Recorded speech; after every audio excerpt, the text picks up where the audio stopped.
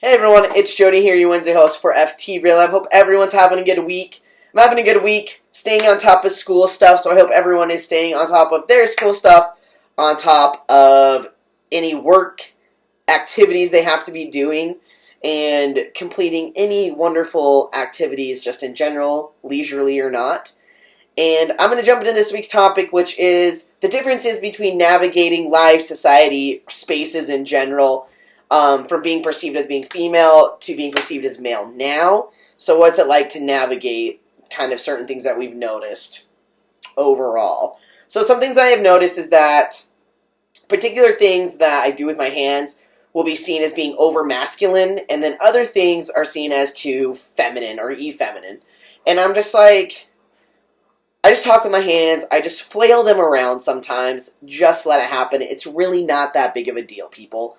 And so I find that that's really interesting, and this typically has come up with a couple of my gay guy friends that have said that it makes me look more gay, and then on top of being good looking and I dress nice, that makes me look even more gay.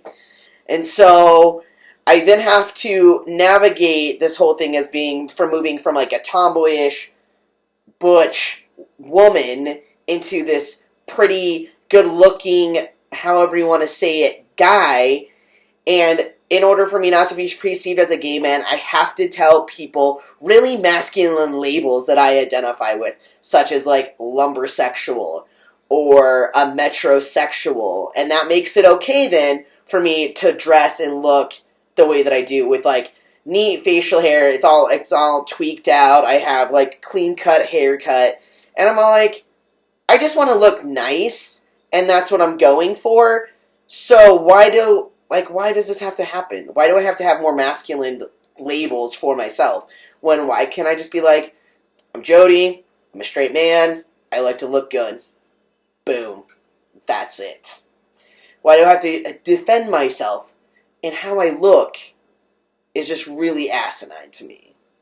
But it happens, and it's like more now to put a label on myself as being something either more heterosexual or something more queer or anything along those lines. I'm like, before the pressure wasn't there. Now there's a lot of pressure for me to develop these labels in order to like solidify my manhood, I guess. I'm still trying to work this all out. But I think that's what it has to do with, is like solidifying my manhood and my male role and my masculinity. And I'm just like, I just don't give a shit, people. I just do what I do. I look good, I feel good about myself, and I'm on my way. Some other things I have noticed is that typically older men, usually like late 30s and up, usually not like retired individuals, so somewhere in between late 30s, probably like 50s, like early 50s. Gay men really act really different toward, not gay men, just men in general, sorry, I didn't mean to say that. Just men in general, in between late 30s, early 50s, are really crazy about standing up and towering over me and like getting really close to me in proximity and shake my hand, and then I'll be like, alright, cool, good, strong handshake, and I'll try and pull away, and then they crush my hand. And I'm like literally trying to pull my hand away. You can see I'm trying to pull my hand out, and they just don't want to let go. And I'm like, okay, you're a little insecure about your masculinity. It's fine. I don't give a shit. I'm not trying to prove anything to you. I don't know you. I just met you 2 seconds ago. 4 seconds ago. And this usually happens when I go to approach one of my female friends I've known for a really long time, and they're hanging out with an older gentleman or a group of them. And I just find that's really interesting, because before it was like, hey, yo, is that a boy or a girl? That's a girl. Is she a lesbian?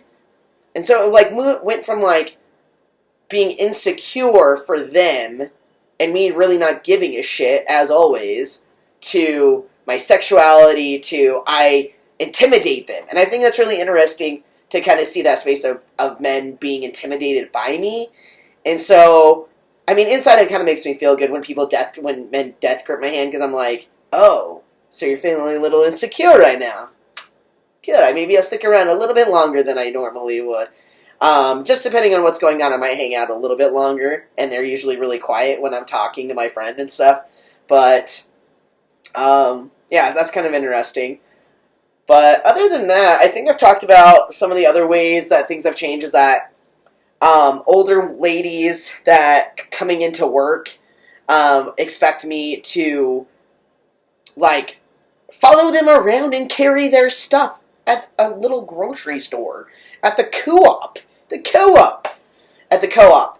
And so I think that's really interesting. And, or, like, older ladies love to flirt with me. It is the funniest thing. I've had so many older ladies stay at work to flirt with me. It is the most flattering thing ever. And then I've literally had them almost leave the store or leave the space I was in to come back and give me a compliment and just talk to me for a little while longer. And so I think that that's really cute, and that didn't happen before. Usually, like older ladies, just women in general, are like, "Oh fuck, that's a butch woman. I gotta get out of here. I'm gonna get the lesbian gene or some shit." You know, they were like peeling out the door, and then like their husbands were then like, "Yo, let's talk about sports and stuff," you know. And so it's really interesting, kind of those spaces too, to see that difference. But I think I'm going to end the video here. And so I hope that you guys have a good rest of your week. And I will see you next Wednesday. Peace.